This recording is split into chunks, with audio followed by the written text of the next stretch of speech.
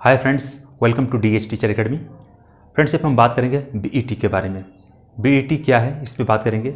Self study करने के लिए आपको कौन सी पब्लिकेशन की बुक मार्केट से परचेज करना पड़ेगा, इसके बारे में बात करेंगे। क्या एनसीईआरटी के बुक बीईटी के लिए बेस्ट रहेगा, इस पर भी हम बात करेंगे। और आपका योग्यता क्या होना चाहिए, जो एलिजिबिलिटी है बीईटी का फॉर्म भरने के लिए, इस पर भी हम बात करेंगे। बीईटी का परीक्षा क्वालिफाई होने के बाद आप कौन से सेक्टर में जा सकते हैं, इस पर भी बात करेंगे।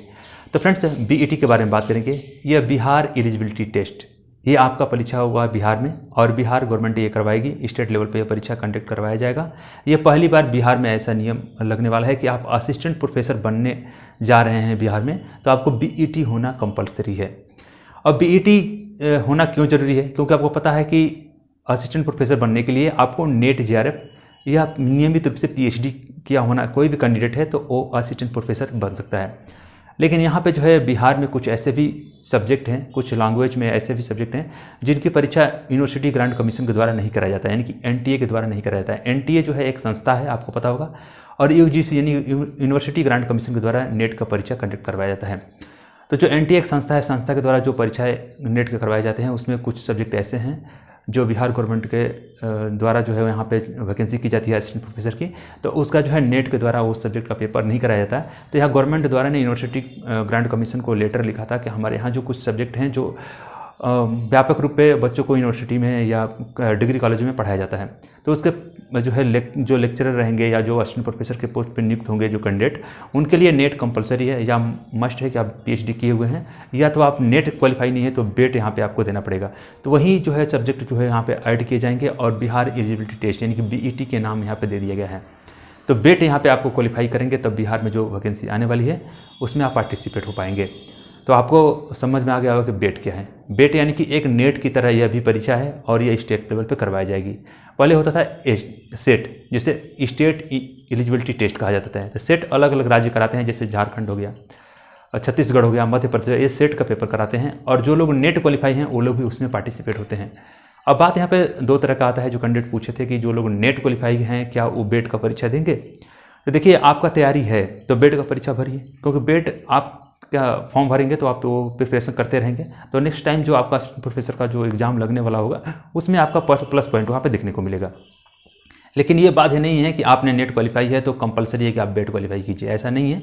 कोई बाइंडेंसन नहीं है आपका। नेट क्वालिफाई हैं तो चाहते हैं कि बेट का फॉर्म भरें तो भर सकते हैं, नहीं चाहते हैं तो कोई बात नहीं, आप फॉर्म ना भरें, आप अपना जो प्रिपरेशन कर रहे हैं उसमें प्रिपरेशन करते रहें।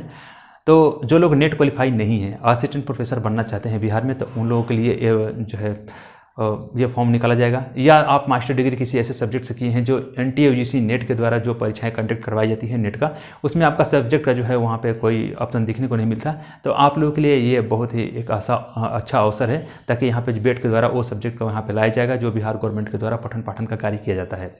तो आप यहाँ से बेट का जो है परीक्षा क्वालिफाई करके असिस्टेंट प्रोफेसर के पोस्ट पर आप नियुक्त हो सकते हैं, और टीचर लाइन में आप कैरियर बना सकते हैं।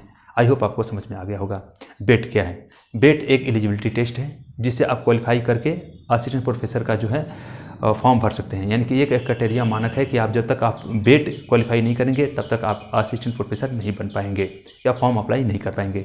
बनने की तो बात अलग है, आप फॉर्म भी नहीं भर पाएंगे। तो जो लोग नेट क्वालिफाई हैं वो लोग घबराएं ना, चाहते हैं तो बीईटी का फॉर्म जब आएगा लोकसभा इलेक्शन के बाद जो है चुनाव होने के बाद जो फॉर्म आएगा बीईटी का, तो उसमें पार्टिसिपेट होना चाहते हैं फॉर्म भर के पार्टिसिपेट हो सकते हैं। नहीं होना चाहते हैं तो उनके पास नेट है या नियमित रूप से पीएचडी है, तो आप असिस्टेंट प्रोफेसर का जब फॉर्म आएगा तो फॉर्म भर के आप अपना जो है तैयारी कर सकते हैं।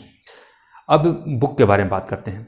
तो फ्रेंड्स, मार्केट में हज़ार पब्लिकेशन को जो है सैकड़ों पब्लिकेशन ऐसे हैं जहाँ पे बुक परचेज की जा रही है और सेल भी की जा रही है। तो आप देख रहे हैं कि मार्केट में अनेक प्रकार की बुक हैं, लेकिन पढ़ने का तरीका जो है अलग अलग होना चाहिए आप लोगों का, क्योंकि आप कुछ लोग जो है सरल लैंग्वेज में पकड़ लेते हैं, कुछ किताबों का शैली इतना हार्ड होता है कि आप पढ़ते रह जाएंगे, कुछ वर्ड ऐसे आता है ताकि आपको समझ में नहीं आता है।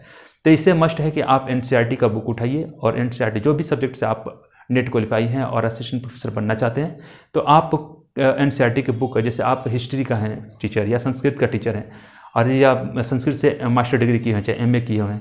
अब यहाँ पे बात आ रही है कि एलिजिबिलिटी के बारे में बता दे रहा हूँ, उसके बाद से बुक के बारे में बात करेंगे।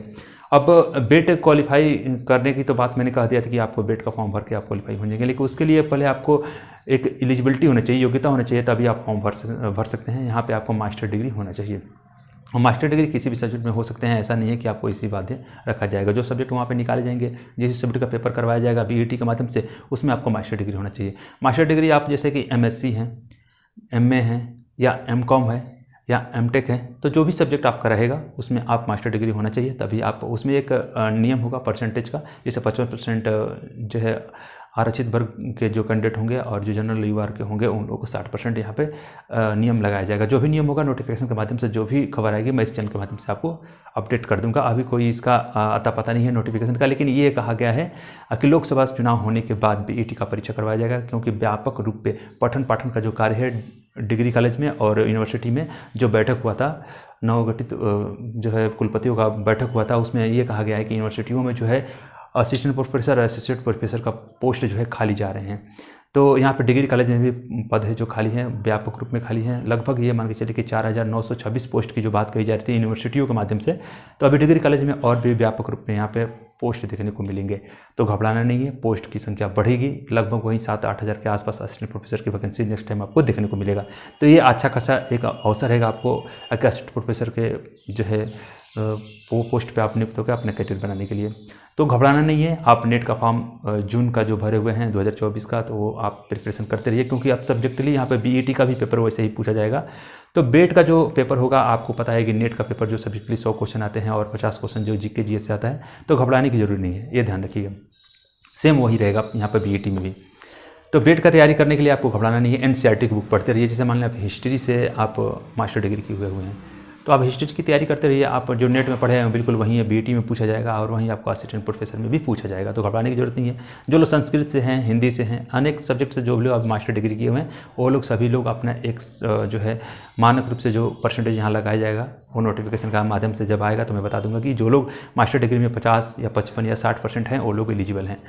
तो आप पहले प्रिपरेशन कीजिए, हो सके कि लोकसभा चुनाव के बाद आपको यहाँ पे जो है बीईटी का पेपर देखने को मिले। तो उस टाइम आपको कुछ समय नहीं मिलेगा, 60-70 दिन का समय मिलता है, तो उसमें आप तैयारी नहीं कर पाते हैं, क्योंकि नेट और जो नेट का सिलेबस होता है वहीं बेट का भी सिलेबस होगा, और जो सिलेबस होता है बिल्कुल लॉन्ग होता है। उसको तैयारी करना इतना आसान नहीं कि आप 70 दिन में उसको बेस कर पाएंगे। लमसम ये मान के चलिए कि 6 महीने का आपको टाइम लगना चाहिए। तो आप बस बीईटी का तैयारी करते रहिए। असिस्टेंट प्रोफेसर का जब भी फॉर्म आएगा आपको प्लस पॉइंट वहाँ पे भी देखने को मिलेगा। बीईटी क्वालिफाई कर लेंगे तो आपको हज़ारों रास्ते यहाँ पे देखने को मिलेंगे। अब बुक के बारे में बात कर लेते हैं। बुक मैंने पहले बताया, एनसीईआरटी के बुक आप पढ़ते रहिए। यहाँ पे जो भी यूट्यूबर हैं आपको सजेस्ट करते हैं कि हमारा नोट्स ले लीजिए, हमारा नोट्स ले लीजिए। मैं बोल रहा हूँ कि आप खुद जीनियस हैं, बुक लेने की ज़रूरत नहीं है। जब आपने मास्टर डिग्री कर लिया है और नेट के बारे में सोच रहे हैं, बेट के बारे में सोच रहे हैं, असिस्टेंट प्रोफेसर बनना चाहते हैं, तो आप जो लोग यूट्यूब पर पढ़ा रहे हैं, हम भी बता रहे हैं, पढ़ाते हैं, तो हमारे जो है पढ़ाने का शैली आपको पसंद हो या ना हो, आप अलग यूट्यूबर का जाकर चैनल देखते हैं, तो मैं ये नहीं कहता कि हमारे चैनल को सब्सक्राइब कीजिए, हमारे चैनल पर ही रहिए। आपको पढ़ना है, अगर मैं अदर और भी चैनल से आपको हेल्प मिल रहा है तो आप वहाँ पर उस प्लेटफॉर्म पर चले जाइए और वहाँ से अपना स्टडी करते रहिए। लेकिन जो भी जानकारी आती है इस चैनल के माध्यम से मैं आपको अपडेट करता रहता हूँ, तो जानकारी के लिए मेरे चैनल को आप सब्सक्राइब कर लीजिए। और जो पढ़ाने का शैली है अलग अलग टीचर का अलग अलग होता है। जैसे मान लीजिए कि आपका समझने का, हमारे समझाने का शैली अलग है, आपको समझने का शैली अलग है, तो कभी मैच नहीं कर सकता। और मैं कितना भी चाहूँगा आपको समझाने के लिए, आप समझ नहीं पाएंगे। तो अलग अलग प्लेटफॉर्म है यूट्यूब पे, आप जाकर उनको आसानी से फॉलो कीजिए और समझिए। मैं ये नहीं कहता कि एक ही यूट्यूबर को पकड़े रहिए, 1000 यूट्यूबर हैं, बताने का तरीका अलग अलग होता है उन लोगों का। तो आसानी से आप जहाँ समझ सकते हैं, तैयारी कर सकते हैं, वहाँ से आप जाकर समझिए, तैयारी कीजिए। लेकिन मैं आपसे यही कहूँगा कि टेलीग्राम चैनल पर ऑल सब्जेक्ट का जो है एनसीईआरटी की बुक का PDF अपलोड कर दिया हूँ, एग्रीकल्चर और होम साइंस को छोड़ के। मैं आपसे बता दे रहा हूँ कि एग्रीकल्चर और होम साइंस का जो PDF जब भी मुझे मिलेगा या कहीं से कंटेंट मिलता है, तो मैं उसको शॉर्ट नोट्स हैंड राइटिंग के रूप में बना के अपलोड करने की कोशिश करूँगा, ताकि आप लोगों के लिए हेल्प हो जाए। बाकी अदर सब्जेक्ट जितने भी हैं, चाहे फिजिक्स, मैथ, साइंस में आप समझते हैं, मतलब कि वो क्या केमिस्ट्री, संस्कृत, हिंदी, लैंग्वेज का तो पूरा मैंने भर भर के वहाँ पे जो है PDF बनाकर डाल दिया हूँ। वहाँ पे जाकर वहाँ से तैयारी कर सकते हैं। ज्योग्राफी का भी व्यापक रूप से, नेट और असिस्टेंट प्रोफेसर का भी मैं वहाँ पे PDF डाला हुआ हूँ टेलीग्राम चैनल पे, जाकर वहाँ से ज्वाइन करके फ्री में डाउनलोड कर सकते हैं। कोई घबराने की ज़रूरत नहीं है आपको। अगर मैं कोई हेल्प लेना चाहते हैं तो कमेंट सेक्शन में ज़रूर बोलिएगा, मैं वहाँ से मैं रिप्लाई के माध्यम से भी दूंगा, चाहे आपको टेलीग्राम चैनल पर फॉलो कर लूँगा। तो वहाँ से भी आपको मैं जो है कुछ भी ज़रूरत होगी तो मैं वहाँ से आपको चैट से बात हो जाएगी। कमेंट सेक्शन खुला हुआ है, आप जाकर अपना कमेंट कीजिए। नहीं तो अगर ज़्यादा मात्रा में कमेंट आता है एक ही क्वेश्चन पे तो मैं एक डेडिकेटेड वीडियो के माध्यम से आपको जो है समझाने की कोशिश करूँगा।